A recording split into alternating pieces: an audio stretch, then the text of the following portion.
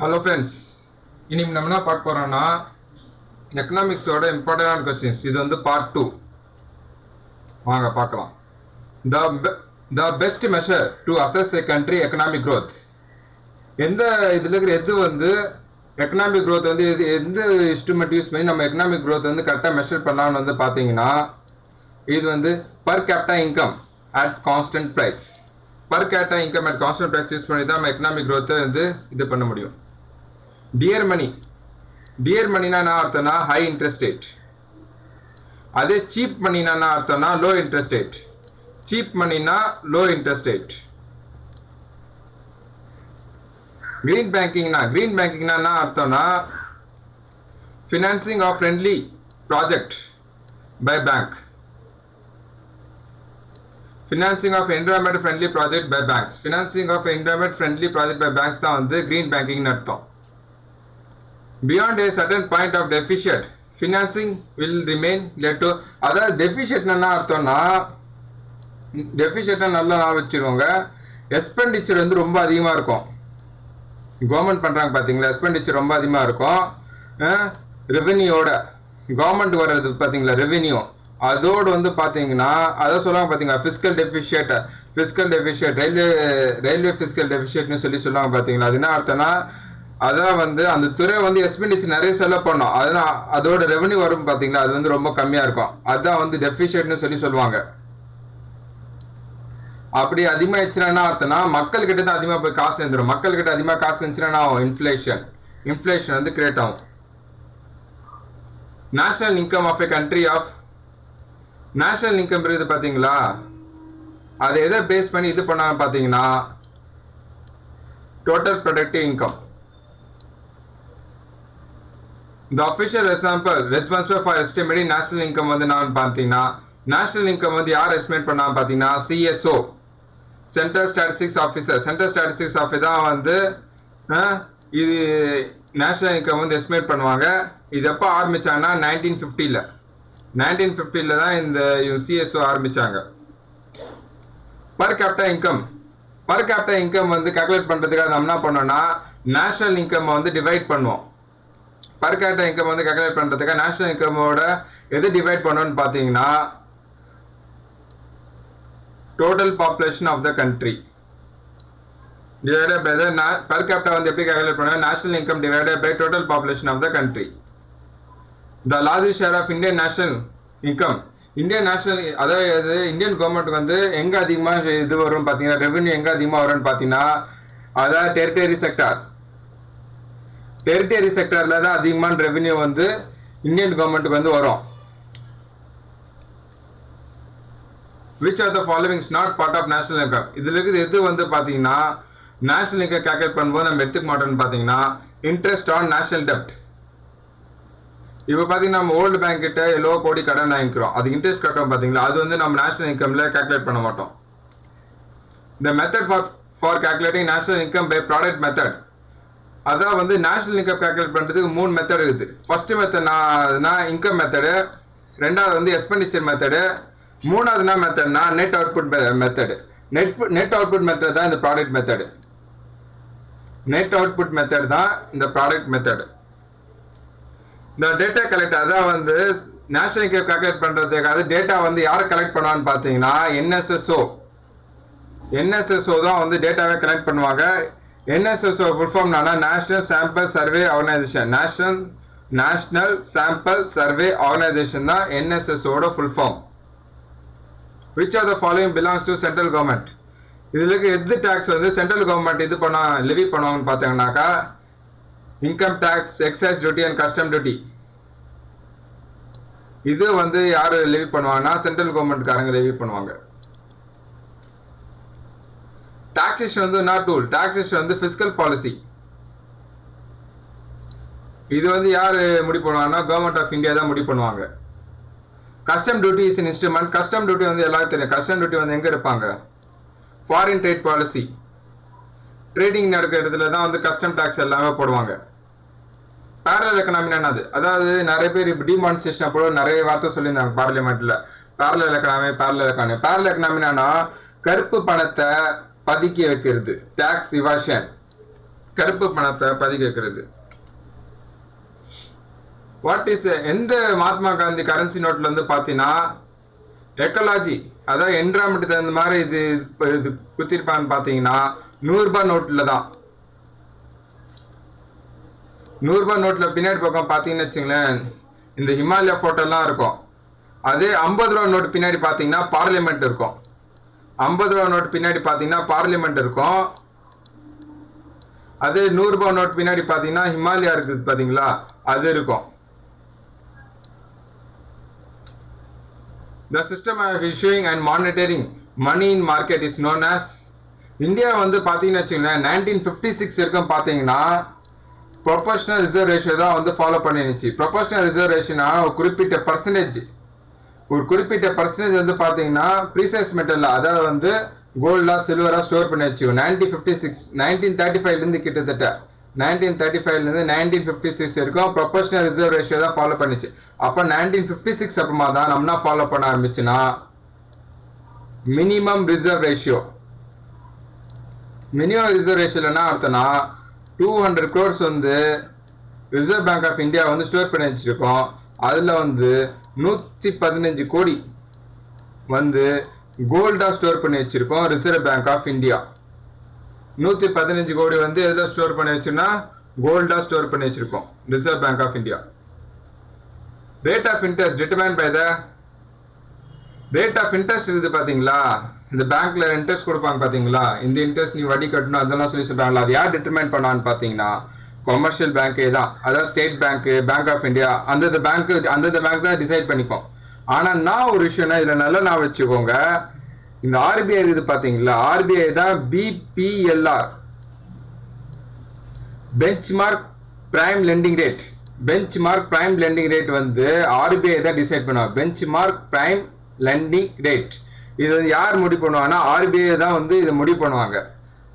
Benchmark prime landing ரேட்னா அதாவது வந்து RBI வந்து சுமார் எக்ஸாம்பிள் 10% வச்சுட்டாங்கன்னா 10% கொடுக்குறாங்கன்னா அதுக்கு தான் எல்லா பேங்க்கும் கொடுக்கணும். அதுக்கு மேலே வந்து கொடுக்கவே கூடாது. 11% 12%லாம் கொடுக்கவே கூடாது.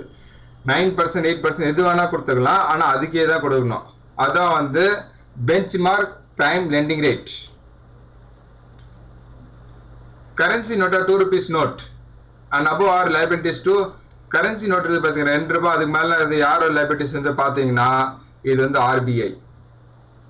ஆமாம், இன்னும் நல்லா நான் வச்சுக்கோங்க, இந்த 1 ரூபாய் நோட்டு இருக்குது பார்த்தீங்களா, அந்த 1 ரூபாய் நோட்டு அதெல்லாம் வந்து பார்த்தீங்கன்னா யார் சைன் இருக்குன்னா ஃபினான்ஸ் செக்ரட்டரி இருக்கிறாங்க பார்த்தீங்களா, அவங்களோட சைன் தான் இருக்கும். 1 ரூபாய் நோட்டு எல்லாம் வந்து பார்த்தீங்கன்னா ஃபினான்ஸ் செக்ரட்டரியோட சைன் தான், ஃபினான்ஸ் செக்ரட்டரி ஆஃப் இந்தியாவோட சைன் தான் இருக்கும். இதுவும் நல்லா நான் வச்சுக்கோங்க.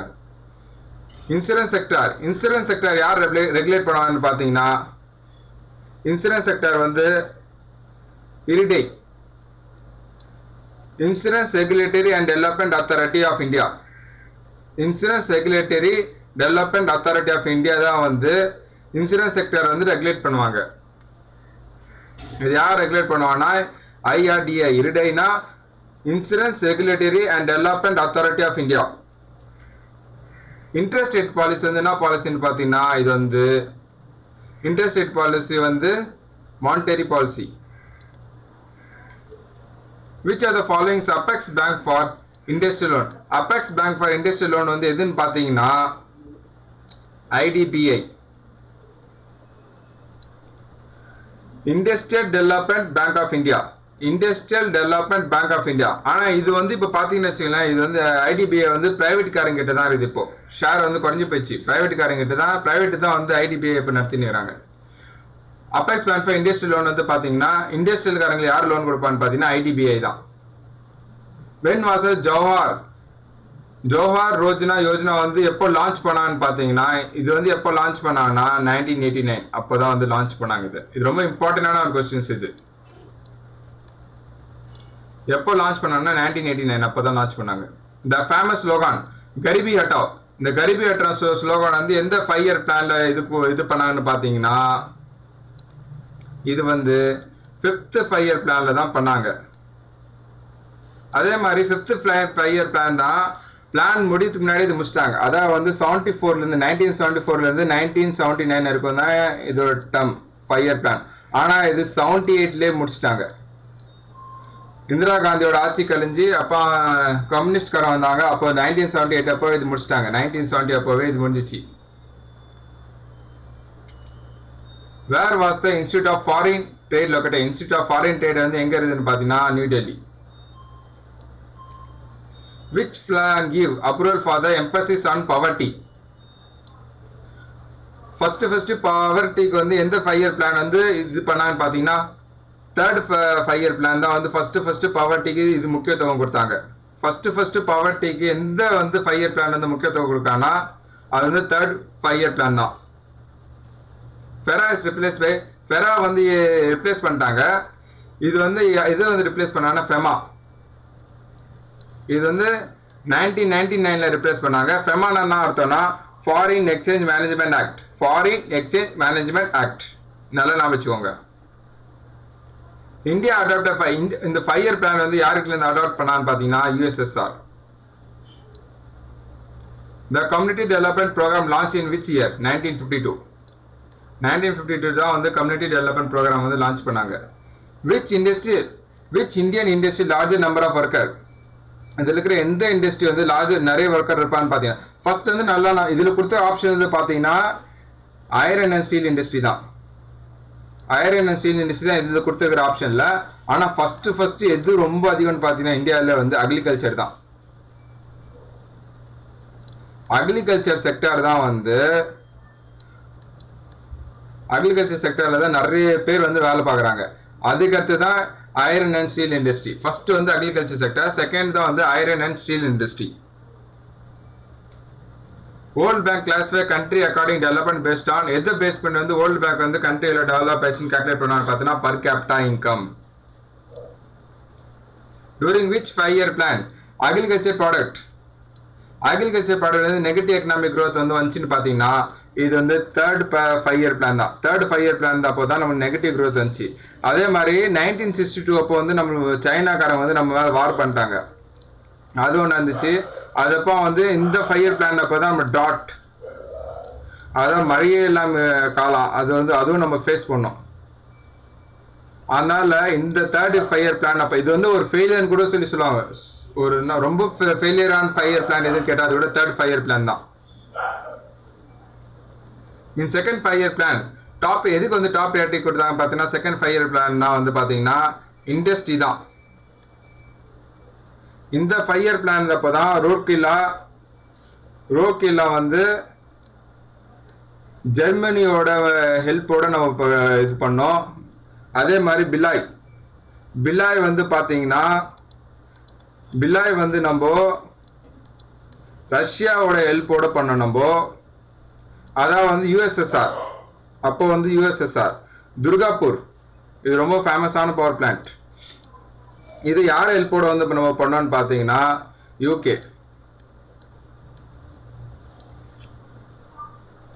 அதே மாதிரி ஃபர்ஸ்ட் ஹெவி இண்டஸ்ட்ரி இன்னொரு கொஸ்டின் கேட்பாங்க. ஃபர்ஸ்ட் ஹெவி இண்டஸ்ட்ரி வந்து எங்கே இது பண்ணான்னு பார்த்தீங்கன்னா இந்தியாவில் வந்து பார்த்தீங்கன்னா தாமோதர் வேலி தான் வந்து ஃபர்ஸ்ட் ஹெவி இண்டஸ்ட்ரியெல்லாம் வந்து கன்ஸ்ட்ரக்ட் பண்ண ஆரம்பிச்சாங்க. தாமோதர் வேலியில் தான் இது வந்து வெஸ்ட் பெங்கால் இது. அங்கே தான் வந்து ஃபர்ஸ்ட் ஹெவி இண்டஸ்ட்ரியில் வந்து கன்ஸ்ட்ரக்ட் பண்ண ஆரம்பிச்சாங்க. Who introduced concept of 5 year plan in India? யார் வந்து 5 year plan கான்செப்ட் வந்து இந்தியாவில் இன்ட்ரடியூஸ் பண்ணான்னு பார்த்தீங்கன்னா ஜவஹர்லால் நேரு தான் வந்து 5 year plan வந்து இன்ட்ரடியூஸ் பண்ணார். இந்த author of planned economy for India வந்து இது இந்த புக்கோட ஆத்தர் வந்து யாருன்னு பார்த்தீங்கன்னா Visvesvaraya. During which 5 year plan prices வந்து கம்மியாக ஆரம்பிச்சிச்சுன்னு பார்த்தீங்கன்னா ஃபர்ஸ்ட் 5 year plan தான். ஃபர்ஸ்ட் 5 year plan வந்து நம்ம வந்து விவசாயத்துக்கு தான் ரொம்ப முக்கியத்துவம் கொடுத்தோம். ஆனால் எல்லா இடத்துலையும் நல்லா விளைச்சலாம் நல்லா அதிகமாக வந்ததுனால ப்ரைஸஸ்லாம் என்ன ஆச்சு ஆட்டோமேட்டிக்காக டிக்ளைன் ஆக ஆரம்பிச்சிச்சு. எல்லா இடத்துலையும் நிறைய விளைச்சல் வந்துச்சுன்னா ஆட்டோமேட்டிக்காக ப்ரைஸஸ்லாம் டிக்ளைன் தான் ஆகும். ரோலிங் பிளான் வந்து எப்போ டிசைன் பண்ணான்னு பார்த்தீங்கன்னா இது வந்து sixth 5 year plan rolling plan வந்து சிக்ஸ்த் 5 year பிளான். இது வந்து எப்போனா 1978 to 1983. இந்த decimal system of India currency எப்போ வந்து ஸ்டார்ட் பண்ணான்னு இது வந்து பார்த்தீங்கன்னா 1957. Main source of revenue of state government main source of revenue of state government வந்து எதுன்னு பார்த்தீங்கன்னா சேல்ஸ் டேக்ஸ். சேல்ஸ் டேக்ஸ் வந்து main source of revenue of வந்து ஸ்டேட் கவர்மெண்ட். இது மூணும் வந்து பார்த்தீங்கன்னு வச்சுக்கோங்களேன், யூனியன் கவர்மெண்ட் தான் போகும், அதாவது சென்ட்ரல் கவர்மெண்ட் தான் வந்து போகும். நல்லா ஞாபகம் வச்சுக்கோங்க, எந்த செக்டாரில் வந்து சென்ட்ரல் கவர்மெண்ட் ஆகட்டும் ஸ்டேட் கவர்மெண்ட் ஆகட்டும் எந்த செக்டாரில் அதிகமாக வந்து ரெவென்யூ வருதுன்னு பார்த்தீங்கன்னா அது வந்து சர்வீஸ் செக்டாரில் தான். சர்வீஸ் செக்டாரில் தான் அதிகமான ரெவென்யூ வந்து இந்தியன் கவர்மெண்ட் வருது. அதுக்கடுத்து தான் இண்டஸ்ட்ரி எல்லாமே வரும். ஃபர்ஸ்ட் வந்து எந்த இதில் வந்து எந்த துறையில் வந்து அதிகமாக ரெவென்யூ வருதுன்னு பார்த்தீங்கன்னா சர்வீஸ் செக்டார் தான். In which 5-year plan objective was environment sustainability. environment sustainability எந்த 5-year plan வந்து பேசப்பட்டாங்கன்னா 9th 5-year planல தான் environment பத்தி பேச ஆரம்பிச்சாங்க. Employment guarantee act. இந்த எம்ப்ளாய்மெண்ட் கேரண்டி ஆக்ட் வந்து ஃபர்ஸ்ட் எந்த ஸ்டேட் கொண்டு வந்தான்னு பார்த்தீங்கன்னா மகாராஷ்டிரா தான் ஃபர்ஸ்ட் எம்ப்ளாய்மெண்ட் கேரண்டி ஆக்ட் கொண்டு வந்தது. இந்த சேனல் பிடிச்சிருந்தா சப்ஸ்கிரைப் பண்ணுங்க, லைக் பண்ணுங்க.